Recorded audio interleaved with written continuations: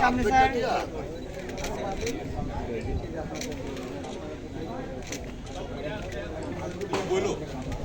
বইলো স্যার কাটেন sir close up সাতটা মিনিট ক্লোজ আপ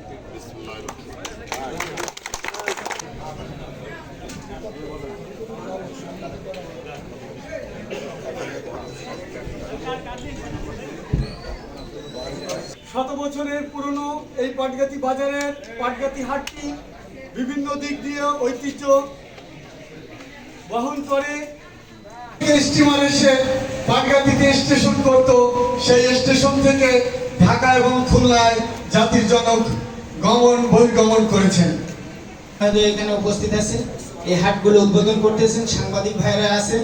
সবার কাছে বিনীত অনুরোধ থাকবে, এই ক্যাশলেস বাংলাদেশ, এই ক্যাশলেস অর্থটা কি আমরা সাধারণ মানুষ এখনো সঠিকভাবে যাতে আমরা বুঝতে পারি, জানতে পারি, এই প্রশিক্ষণটা এবং প্রত্যেকের কাছে যে আমাদের যদি সঠিকভাবে এই জেলা প্রশাসক মহোদয়, প্রধান অতিথি হিসেবে উপস্থিত আছেন এবি ব্যাংকের সিইও এন্ড চেয়ারম্যান মহোদয়। এখানে প্রধান অতিথি হিসেবে উপস্থিত আছেন এবি ব্যাংকের এমডি মহোদয়।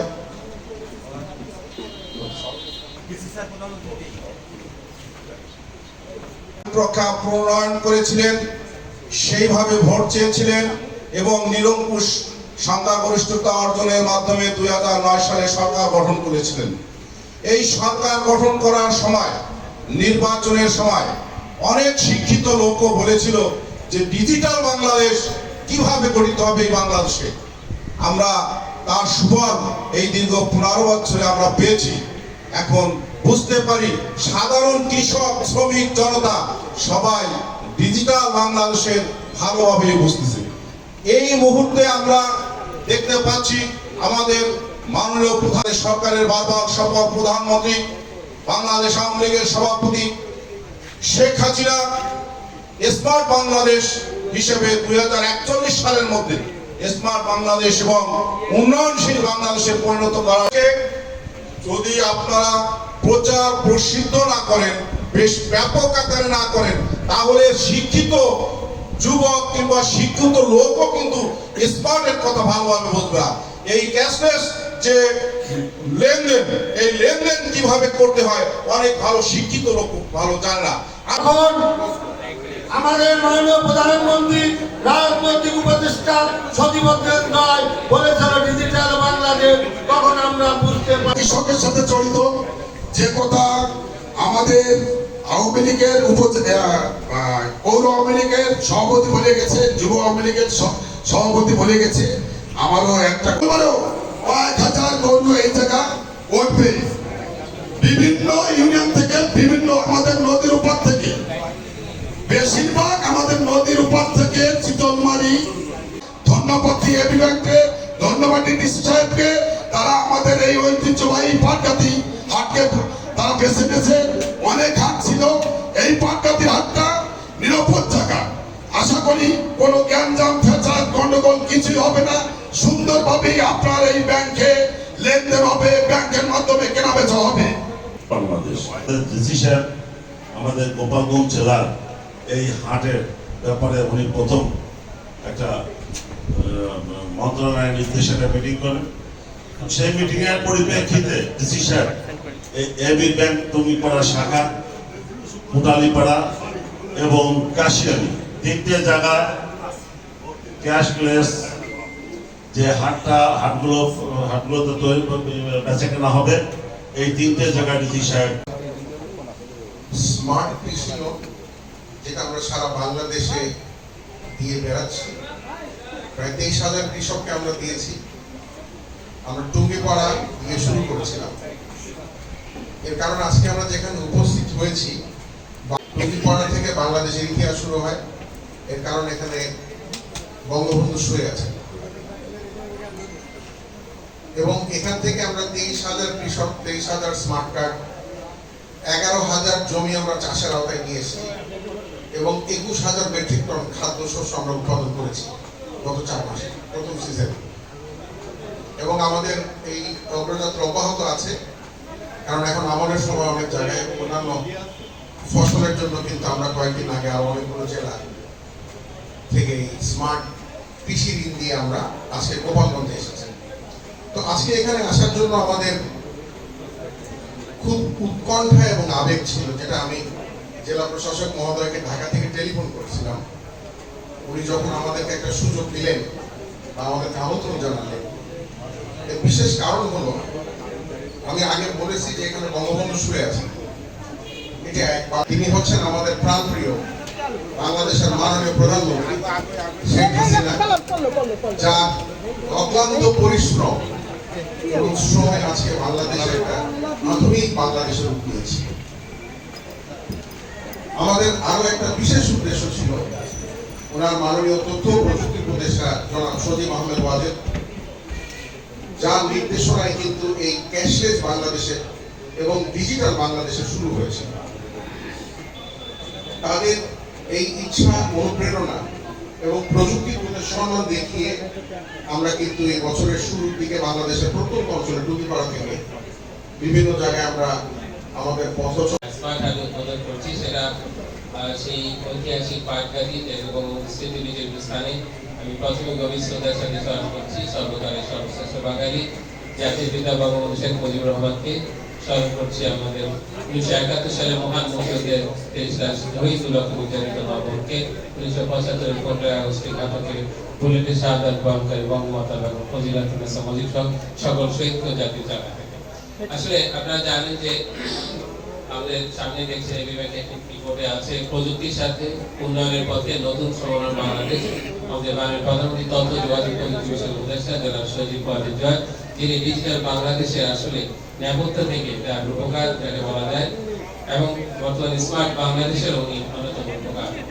আমরা আসলে কিছুদিন আগেই জনাব সজীব ওয়াজেদ জয় মহোদয়ের নির্দেশনা মতে বাংলাদেশ ব্যাংক ক্যাশলেস বাংলাদেশ কর্মসূচি গ্রহণ করেছে।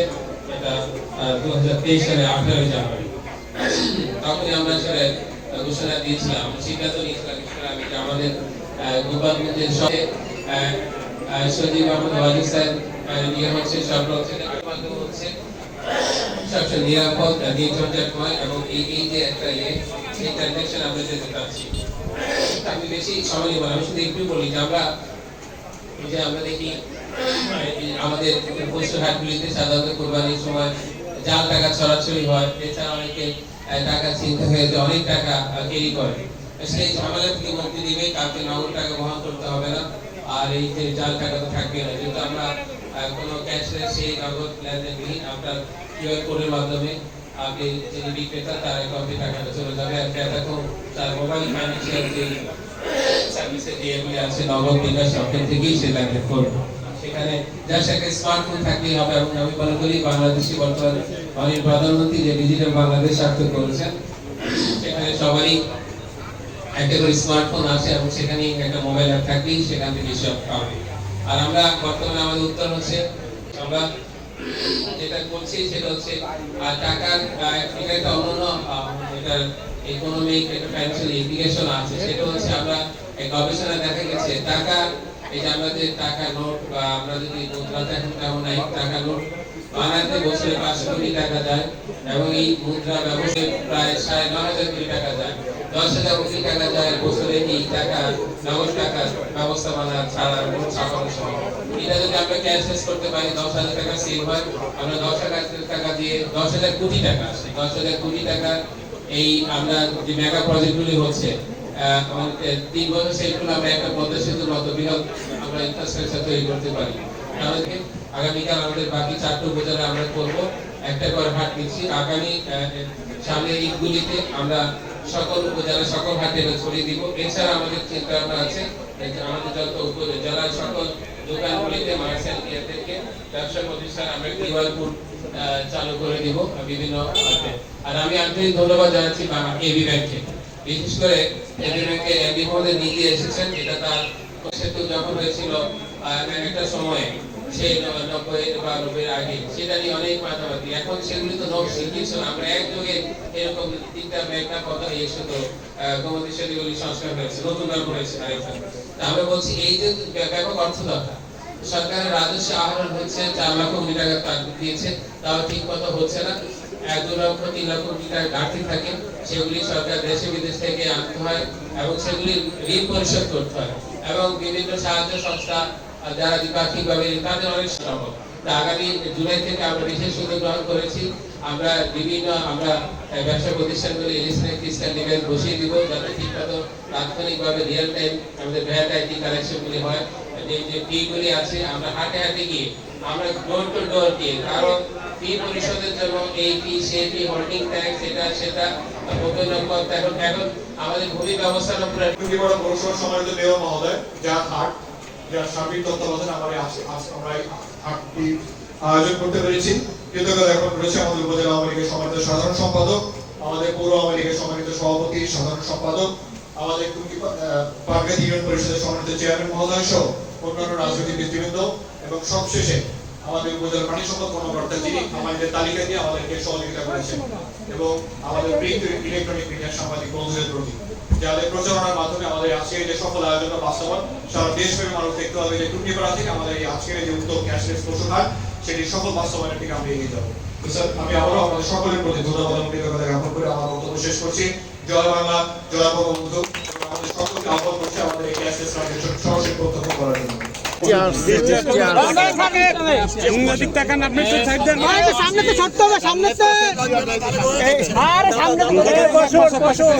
আমরা বলার সুযোগ আছে স্যার যে ছবি পাচ্ছি না স্যার, আমি তো ছবি পাচ্ছি না স্যার।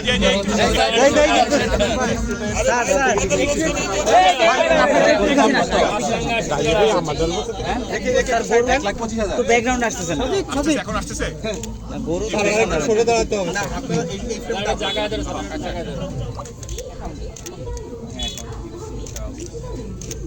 আমরা আবার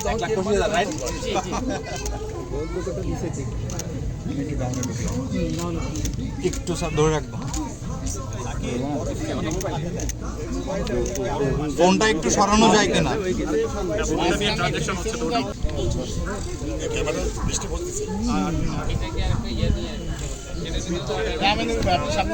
ধরে রাখেন, একটু ধরে রাখেন। 1,25,000 জি। হ্যাঁ হ্যাঁ, জানাই শুভেচ্ছা। কেন লোকেটা কেনছে উপকমিশনার ক্লোজ করে দেন। শোনা যান একটু এক সেকেন্ড ভাই,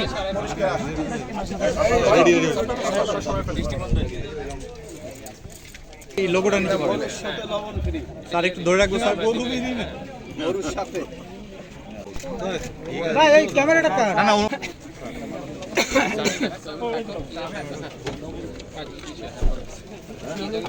সামনে কেন?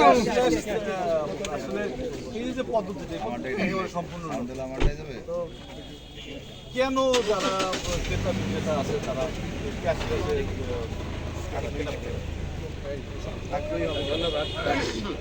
আপনারা জানেন যে মাননীয় প্রধানমন্ত্রী 2012 সালে ডিজিটাল বাংলাদেশের ঘোষণা দিয়েছেন। আমরা জানি ইতিমধ্যে আমাদের বাংলাদেশ সর্বক্ষেত্রে মাননীয় প্রধানমন্ত্রী 2022 সালে ঘোষণা দিয়েছেন আমরা স্মার্ট বাংলাদেশ হবে। সেই স্মার্ট ইকো একটা অংশ স্মার্ট ইকোনমি, তাদের যারা মধ্যে ক্যাশলেস বাংলাদেশ। আপনারা জানেন যে বাংলাদেশ প্রধানমন্ত্রী তথ্য যোগাযোগ প্রযুক্তি সচিব আহমেদ ওয়াজেদ মাননীয় প্রধানমন্ত্রী তথ্য যোগাযোগ প্রযুক্তি উপদেষ্টা সচিব আহমেদ ওয়াজেদ ঘোষণা দিয়েছেন 2026 সাল নাগাদ বাংলাদেশের সকল লেনদেনের 75% ক্যাশলেস হবে। ক্যাশলেস নগদ লেনদেন বিহীন একটা মোবাইল অ্যাপসের মাধ্যমে আমরা মানে কিউআর কোডের মাধ্যমে টাকা বিক্রি করার ইতিমধ্যে আপনারা জানেন ডেবিট ক্রেডিট কার্ডের মাধ্যমে পয়েন্ট অফ সেলসের মাধ্যমে আমাদের সেটাও ক্যাশলেস। আমরা যেটা বিশেষত এই টাকাটা নিয়ে ক্যারি করতে তার সমস্যা হতে পারে, সেই সমস্যা থেকে মনে হয় কখন নিয়ে গেল পর থেকে কেউ ভুলভাল বুঝে কোনোভাবেই সে প্রতারকের শিকার হতে পারে, যার কারণে ওইখান থেকে সে শিকার হবে না। আমি আমার স্মার্টফোনের মাধ্যমে যেমন টাকাটা তার ফোনে তার অ্যাকাউন্টে ট্রান্সফার করে দিয়েছি এবং তাকে এটি ব্যাংক একটা স্মার্ট কার্ড দিয়েছে। এই কার্ডের মাধ্যমে সে ইচ্ছা করলে এখনও যে কোনো বুথ থেকে উঠাতে পারবে, অথবা তাকে যে চেক বই দেওয়া হচ্ছে চেক বইয়ের মাধ্যমে আগামীকাল অথবা আজকেও গেলেও বিকাল 5টা পর্যন্ত সময় দিয়েছে, বিকাল 5টার ভিতরে গেলে সে ওখান থেকে টাকাটা উঠাই নিতে পারবে। তো